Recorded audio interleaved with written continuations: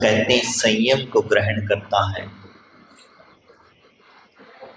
क्योंकि आत्मा के स्वरूप के सत्य को जाने बगैर, आत्मा को जाने बगैर संसार की व्यवस्था, संसार की मोह माया के जो आडंबर हैं, इस आडंबर को छोड़े बगैर तब तक सत्य की परिभाषा जानेगा। क्योंकि मैं व्यर्थ ही झूठे लोगों के बीच में फंसा हुआ हूँ, ये झूठे संसार में फंसा हुआ हूँ, क्योंकि ये सब कुछ जो कुछ दिख रहा है ये सब झूठा है, सत्य तो इससे और परे है। उस सत्य को जब स्वीकार करता है तब कहते हैं संयम की चर्चा करता है। कहते हैं उत्तम संयम की चर्चा आज करने आया हूँ, तुम्हारी बहुत की चर्चा आज संयम की करने आया हूँ।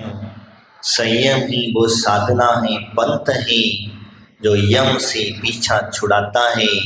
संयम को धारण कर ले वो भव सागर से तिर जाता है, भव सागर से तिर जाता है। वास्तविकता में हमने अभी तक जितनी चर्चाएं करी वो श्रावक के लिए लेकर के करी मुख्यता को, क्योंकि श्रावक को जब तक संबोधन नहीं होगा, समझ में नहीं आएगा, तब तक संयमी कैसे बनेगा। 5 धर्मों की चर्चा करते हुए छठे धर्म पर जब हम पहुंचते हैं तो एक बैलेंसिंग होता है,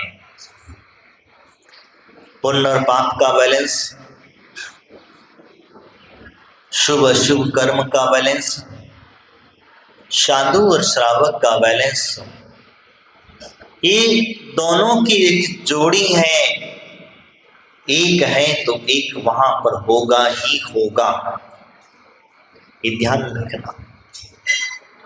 जहां पुण्य है वहां पाप भी होगा, जहां पाप है वहां पुण्य भी होगा, जहां शुभ है वहां शुभ भी होगा, और जहां शुभ है वहां शुभ अवश्य ही होगा, और जहां जहां धुआं नजर आता है वहां वहां अग्नि अवश्य जला करती है। ये व्यवस्था समझ लेना। इसीलिए यहाँ पर कहा जाता है कि जिस प्रकार से संयम की चर्चा करते हैं, और ये संयम क्या है इसे हम थोड़ा सा समझ लें तो हमारे समझ में आएगा कि वास्तविकता में क्या होता है संयम। संयम की जब चर्चा करते हैं तो हमारे आचार्य ने पहले ही कह दिया कि ध्यान रखना, ये पर्युषण पर्व है, ये पर्व जो है खाने पीने के नहीं है, ये तो कंट्रोल करने के लिए आए हैं, और जितना कंट्रोल करोगे उतना ही इतना टूटते चले जाओगे, और जितना खाते चले जाओगे उतनी उतने नीचे गिरते जाओगे। लेकिन क्या करें, जब तक नियम नहीं होगा, बंधन नहीं होगा, तब तक उसका फल नहीं मिलेगा। जैसे बैंक में डाला पैसा और जब तक तुम्हारा खाता नहीं है, कितना भी पैसा डालते रहो क्या होने वाला है, वापस रिटर्न मिलने वाला है? नहीं मिलेगा। उसी प्रकार से आपको जब तक बैंक में खाता खोलना पड़ेगा, और जब खाता खुलेगा तभी आप उसमें पैसा जमा करते चले जाएंगे, तो वो बैंक में आपको जब आपको जरूरत होगी तो उससे ब्याज के साथ मिलेगा। मूल को मूल मिलेगा ही मिलेगा, उसके साथ में ब्याज के साथ मिलेगा, क्योंकि वह आपने जमा किया है और आप उसके मालिक हैं। इसीलिए बंधन की आवश्यकता होती है। हमारे आचार्य ने कहा, क्योंकि हमारा धर्म हमें बंधन में रहना सिखाता है, हमारा सिद्धांत हमें बंधन में रहने की क्रिया सिखाता है, क्योंकि बंधन में हर कोई व्यक्ति रह नहीं पाता है। जहां किसी को बांध दो वही झटपटाने लग जाता है, अंदर से पीड़ित होने लग जाता है। जहां बंधन की जब बात आती है तो उसे बांधने की आवश्यकता है, तो आपको कोई रस्सी वस्सी से बांधने की जरूरत नहीं पड़ेगी, यहाँ तो सिर्फ शब्दों से ही बंध जाया करता है। शब्दों से बंधन बंध जाता है, इसके शब्दों का बहुत बड़ा फर्क पड़ता है। आप लोग विचार करते होंगे कि रस्सी से बांधा हुआ बनता है। नहीं भैया, एक कहानी हमने बहुत पहले पढ़ी थी। एक ऊंट था, ऊंटों की रखवाले जो थे, ऊंटों को ले जाते हैं जो है, राजस्थानी लोग थे। तो ऊंट जो है बड़ा उपद्रव करता, जब देखो तब रस्सी तोड़ देता था, जब देखो तब रस्सी तोड़ देता था और रस्सी तोड़ करके वो जंगल में चला जाता था। ऊंट का मालिक बड़ा परेशान था, कई दिनों से परेशान हो रहा था। एक व्यक्ति उसके पास आया, उसने कहा, बोले क्या बात है? बोले बहुत परेशान हो, जब देखो तब रस्सी तोड़ता है और भाग जाता है, जब देखो तब। बोले अच्छा ऐसी बात है? बोले हाँ। तो चलो, बोले कल हम आपके ऊंट को बांधेंगे, कैसे रस्सी तोड़ता है वो देखते हैं हम इसको। बोले इसने मोटी मोटी सागलें तक तोड़ डाली, तब भी देखो तब। तो बोले अच्छा ठीक है। उसने गया और जा करके, शाम का वक्त था, ऊंट को पकड़ करके लाया गया। घर पहुंचने के बाद उसको खूंटी से बांधा गया। और बांधने की मदद समझदार, ध्यान रखना, उसे किसी रस्सी वस्सी से नहीं बांधा गया, खुला के खुला था, लेकिन बस उसे शब्दों से बांध दिया गया। उससे कह दिया गया, देख इतनी मोटी रस्सी है ये, इसे तोड़ पाना आसान नहीं है, जंजीर से भी मजबूत रस्सी है और आपको इस रस्सी से बांधा जा रहा है। बस उसके सामने झूठी मुट्ठी बांधने जैसी क्रिया करी, झूठे से तरीके से उसके गले में रस्सी बांधी, वहीं से लेकर के बहुत मजबूत खूंटे को ठोक करके, जैसे ठोकते हैं ना खूंटे को, वैसे ही उसे ठोका गया। और ठोक करके होता ये है, उसे वहां पर बांध दिया गया। अब ऊंट को पता चल गया कि मुझे बांधा गया है। सारे ऊंट भी बांध दिए गए, सब लोग बनेगा, रात भर देखा, बेचारा क्या करे, वो वहां से कहीं जा नहीं पाता। अब सुबह सुबह का वक्त था, सब ऊंट सबको लेकर के दूसरी जगह जाना था, उसको निकालना भूल गए। किसको? ऊंट को निकालना भूल गए। और जब ऊंट को निकालना भूल गए तो क्या हुआ, सब लोग ऊंटों को लेकर के चलते बने, क्योंकि जब बंधा ही नहीं था तो निकालेंगे कैसे उसे, बंधा ही नहीं था तो निकाला कैसे जाए। तब उस समय पर कहते हैं निकालना भूल गए। और कैसे निकालना भूल गए, और सब लोग अपने अपने डेरे से चल दिए। कुछ दूर चलने के पश्चात उन्होंने देखा, अरे वो ऊंट कहां गया। फिर अचानक याद आया, करी उसे तो निकाला ही नहीं है, तो वो चले कैसे, वहां से निकले कैसे, ऊंटों के साथ में निकले कैसे। तो यही कारण होता है, जब लौट करके रिटर्न आए और आकर के उन्होंने उस रस्सी से निकाला गया, रस्सी से निकाला है कि उसके कान में बोला गया कि अब तुम्हें निकाल दिया गया है, तुम्हें छुट्टा कर दिया गया है, अब तुम्हें अपने सारे ऊंटों के साथ में चलना है, सब साथियों के साथ में चलना है।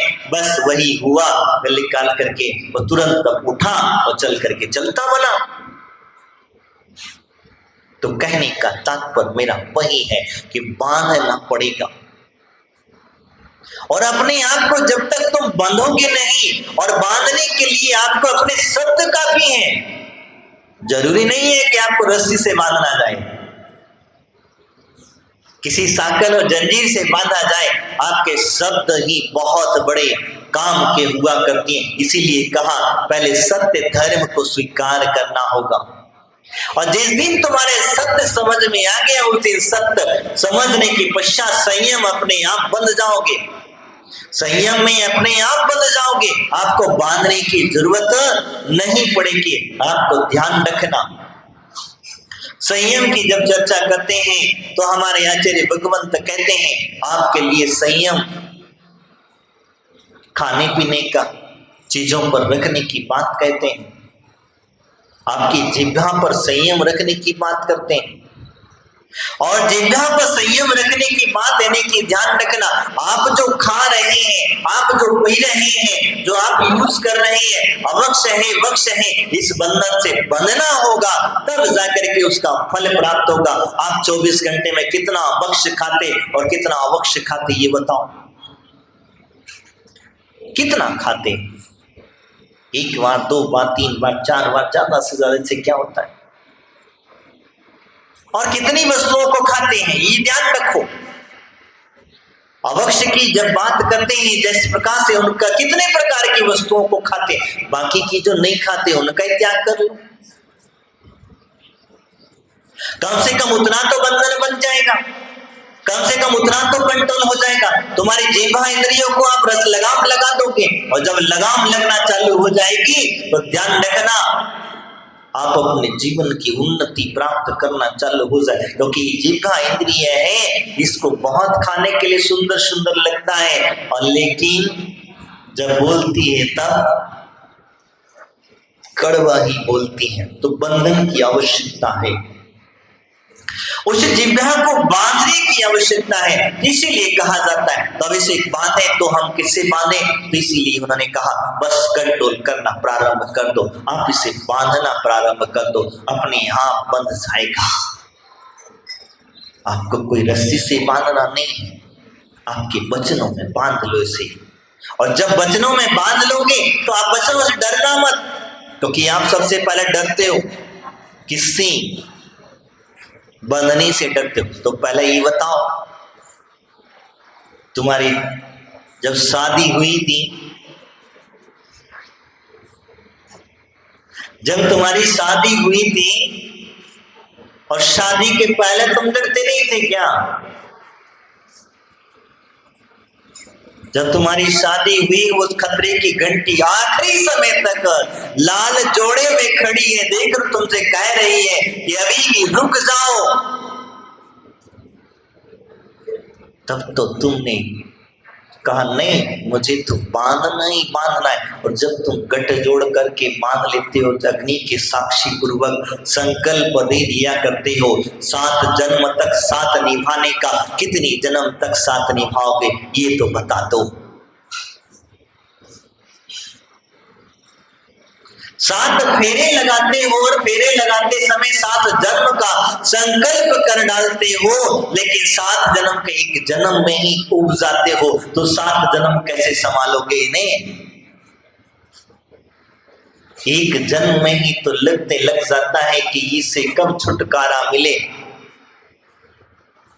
कहते नहीं है, बात अलग है, क्योंकि घर जा कह दे तो वेल पिटे और डंडा खाने पड़े। तो इसीलिए वो सत्य को स्वीकार नहीं कर पाता है, सत्य को जान नहीं पाया है। और जिस दिन जान लेता, उस दिन ये गठबंधन में फंसता ही नहीं, इस गठबंधन के चक्कर में आता ही नहीं, क्योंकि ये वास्तविकता होती है। भगवान नेमिनाथ स्वामी को जन करना वही पुकारों के जीवों की पुकार सुनी, तो पुकार सुनने के पश्चात उनकी अंदर से आत्मा का दर्शन हुआ, और आत्म दर्शन होते ही उन्होंने जान लिया कि ये गठजोड़ में करने जा रहा हूं, इन जीवों की हिंसा मेरे वजह से होगी, इन जीवों का घात होगा, इन जीवों को तकलीफ होगी, पीड़ा होगी। इस वजह से उठी और रथ को फेरा और सीधे गिरनार चढ़ गए।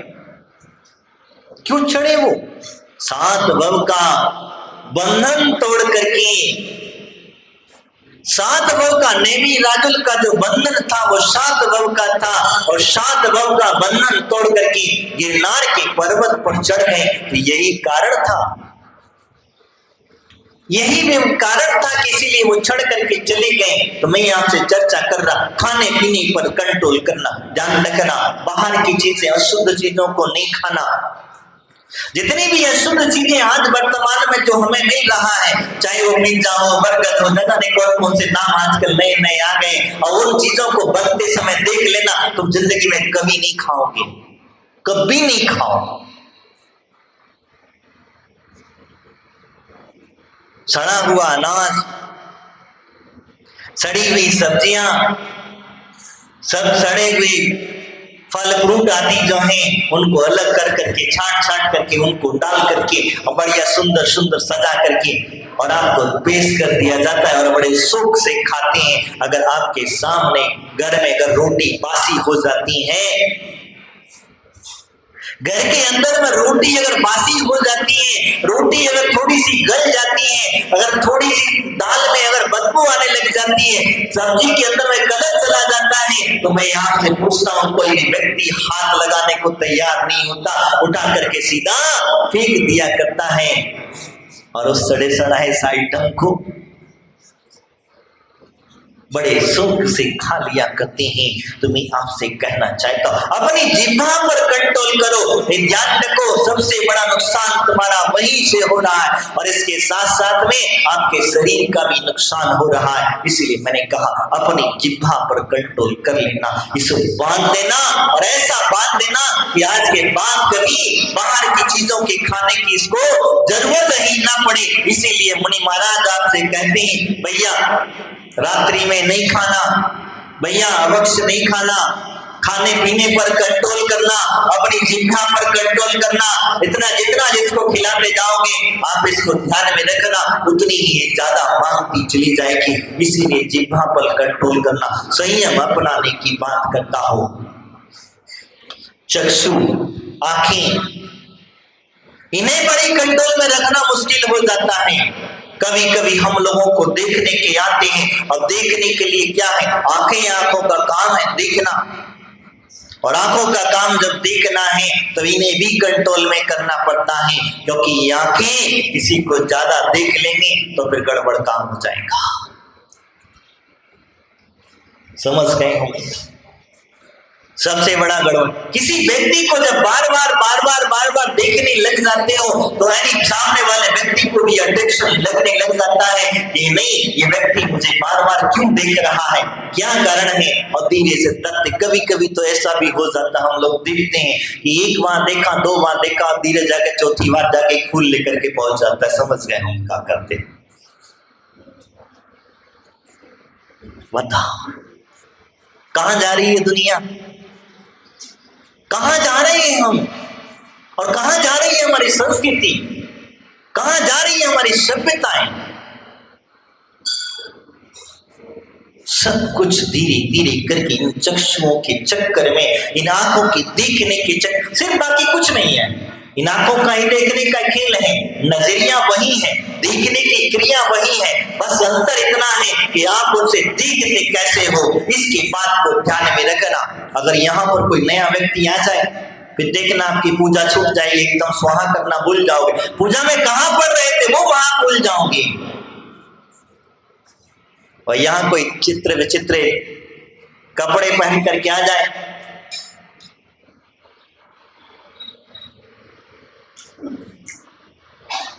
चित्र विचित्र कपड़े पहन करके आ जाए, फिर देखना आपकी सारी पूजा एक तरफ और उस व्यक्ति को देखते लग जाओगे कि ये आदमी देखो कितनी सुंदर साड़ी पहन के आई है, ये देखो कितने सुंदर सुंदर ड्रेस पहन करके आई है, ये देखो कितना कितना मेकअप करके आई है। ये सारी आंखें और जितने, मैं तो कहता हूँ महिलाएं तो महिलाएं, पुरुषों के भी भाव कभी कभी खराब हो जाया करती। मेरी माता, मेरी बहनों, तुमसे मैं एक बात कहना चाहता हूँ, मंदिर को छोड़ दो, बस धर्म क्षेत्र को छोड़ दो। ऐसे ऐसे ड्रेस आपका पहन करके आ जाते हो, आप थोड़ी सी अपने धर्म की लाज रख लो। और महिलाएं, बच्ची क्या करें, सबसे बड़ी गलती तो माताओं की है, माता पिताओं की गलती है। अब धीरे धीरे करके होता क्या, माता पिता की गलती ये है कि माँ भी सलवार सूट पहनती है, तो जब माँ ऐसे ड्रेस पहनेगी तो बेटी तो और उससे भी कम वाले ड्रेस पहनेगी ना। तो तुम आते किसके लिए हो मंदिर में? अपना अंग प्रदर्शन करने के लिए, दूसरों को अपना शरीर का अंग दिखाने के लिए कि हमारा अंग कितना सुंदर है। मैं आपसे कहना चाहता हूँ, अरे क्या तुम भगवान के सामने दिखाना चाहते हो? अरे दिखाना क्या, शरीर है, ये गोबर है, अंदर भरा हुआ है, इसमें खाली चांदी का वर्क लगा दिया गया है, ऊपर से सुंदरता दिखा दी गई है, इससे तुम्हारा शरीर सुंदर नहीं हो जाएगा। अरे रखना ही है तो अपनी अंदर की सुंदरता को देख लेना, अपने आत्मा की सुंदरता को देख लेना। उस समय पता चलेगा कि हाँ, मैंने अभी तक शरीर के चक्कर में पड़ा रहा, शरीर का संस्कार करता रहा। मैंने अभी जाना है कि मेरी आत्मा है क्या और कैसी है, किस प्रकार की है। इस सुंदरता को जानने के पश्चात शरीर का श्रृंगार छोड़ दोगे, शरीर के संस्कार छोड़ोगे। आप तीर्थंकरों को उठा करके देख लीजिए, जब उन्होंने अपनी आत्मा को जाना, समझा, देखा, तो उन्होंने शरीर का संस्कार छोड़ करके मुनि दर्द को अंगीकार कर लिया। हमारे दिगंबर मुनिराजों को उठा करके देख लीजिए, अंत अपना वैभव, अपना श्रृंगार, अपना सब कुछ छोड़ करके, बल्कि ये केश लोच करके दिगंबरता को धारण कर लिया। उन्होंने अपने स्वरूप को जान लिया, अपने अंदर आत्मा को जान लिया। इसी वजह से बाह्य आवरण उनके ऊपर नहीं होता, उनके ऊपर कोई मेकअप की जरूरत नहीं पड़ती। तुमसे कई सुंदर मिल जाएंगे। एक सुंदर मुनिराज थी, मांगी तुंगी के अंदर में देखना वो मोक्ष गए, इतने सुंदर थे। एक पनिहारी पानी खींचने के लिए आई, पानी भरने के लिए आई। मुनिराज अपने ध्यान अवस्था में बैठे हुए थे, ध्यान कर रहे थे। वो तो ध्यान पर बैठे थे, सूखते, उन्हें कोई लेना देना नहीं था। उस स्त्री की नजर मुनिराज पर पड़ जाती है और पड़ते ही देखो क्या होता क्या है। वो मटके की जगह पर अपने बच्चे को ही गले में रस्सी फांद करके पानी में डुबा देती है, उसकी मृत्यु कर डालती। उस दिन मुनिराज को पता चला कि मेरे कारण स्त्री ने एक जीव की हत्या कर दी, एक बालक की हत्या कर दी। उस दिन से उन्होंने संकल्प ले लिया कि मैं अपना चेहरा किसी को नहीं दिखाऊंगा। इसीलिए मांगे तुंगी के ऊपर पीठ के दर्शन होते हैं उनके।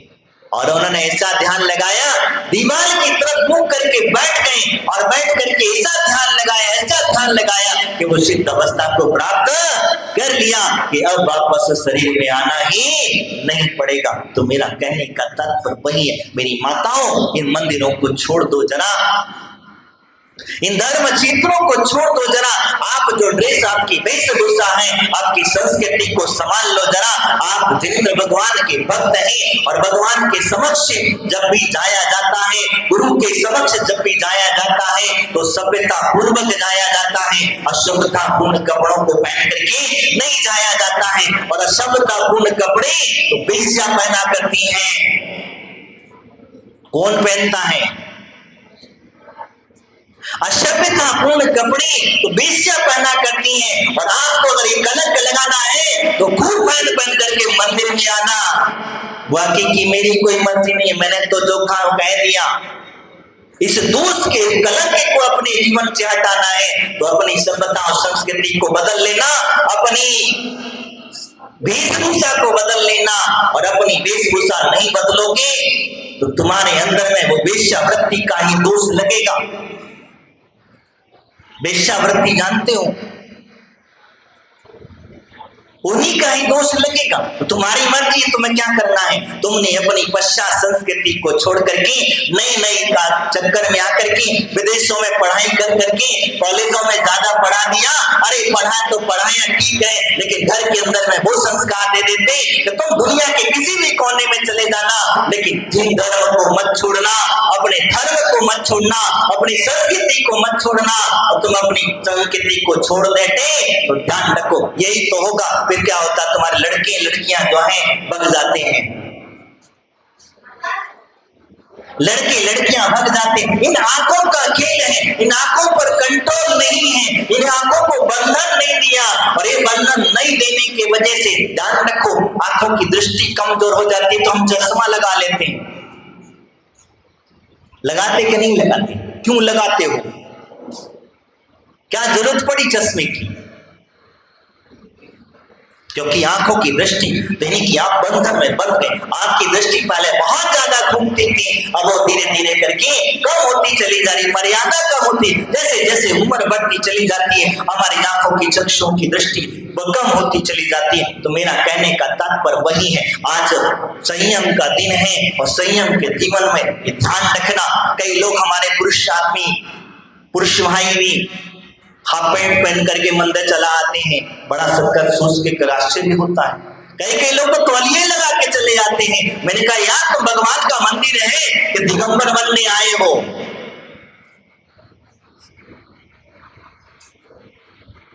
तुमने अपनी शर्म बेच दी,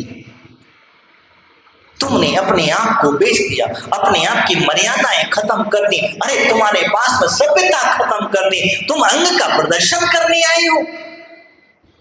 इसका मतलब ये तो नहीं है कि तुम्हारे तीर्थंकर भगवान दिगंबर है तो तुम भी जाकर के वहां दिगंबरों का नाच नचले लग जाना। वो दिगंबर हैं अंदर और बाहर से हैं, उनके इंद्रियों पर कंट्रोल है, उन्हें किसी को देखने की आवश्यकता नहीं पड़ती है, उन्हें किसी को दिखाने की आवश्यकता नहीं पड़ती है। उनके जैसा तुम बन पाओगे। तुम्हारे मुनिराज दिगंबर हैं तो तुमने सोचा कि हमारे महाराज भी त्याग कर सकते तो क्यों ना हम भी थोड़ा थोड़ा करके कटिंग कर करके। बुरा मत मानना मेरी माता बहनों, बड़ी मुश्किल से बोलने का मौका मिलता है कभी कभी तुमसे बोलने के लिए, लेकिन जो सत्य है उसे सत्य को स्वीकार कर लेना। इसलिए मैंने कहा बहुत पीड़ा होती है, अंदर से पीड़ा। अरे कभी कभी तो हमें अपनी नजर नीचे करनी पड़ती है। तुम दर्शन करने आते हो महाराज के, लेकिन महाराज को फिर कहते महाराज हम तो देखते तक नहीं, तो क्या देखे तुम्हें, क्या देखें, क्या तुम दिखा करके क्या दिखाना चाहते हो?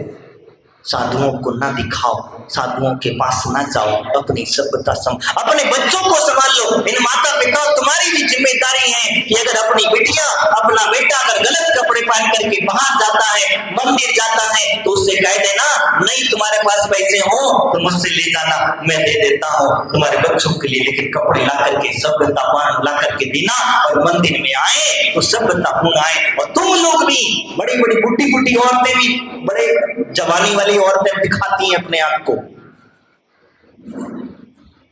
बड़ी सुंदर सुंदर ड्रेसें पहन के आती हैं।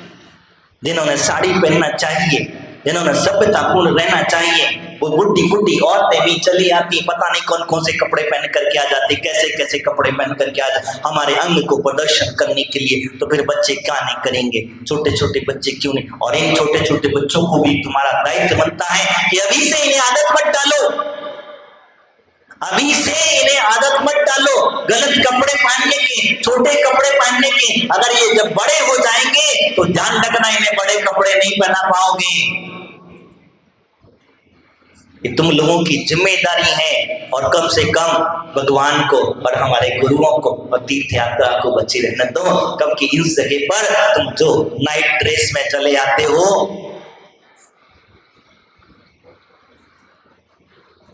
कई कई लोग तो देख करके बड़ा शर्म लगता है कि बताओ इनका धर्म, इनकी भक्ति कहाँ जाएगी, कैसे करेंगे, ये किस प्रकार से इनके भाव है। और जब इनके भाव ही खराब हैं तो इनकी पूजा पाठ भी सब गई धरित्रम स्वाहा, सब स्वाहा।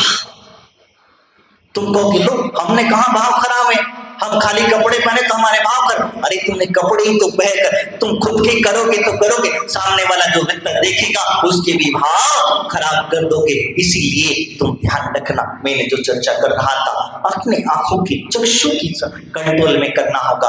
तीसरे नंबर पर कहती है अपने कर्णों को, कानों को कंट्रोल करना होगा, कानों को बंद करना होगा। क्या बंद करना होगा, कैसे बंद करना होगा? इनसे अच्छी अच्छी बातें सुनना और बुरी बातें जब सुनने में आए तो अपने कान दोनों बंद कर लेना।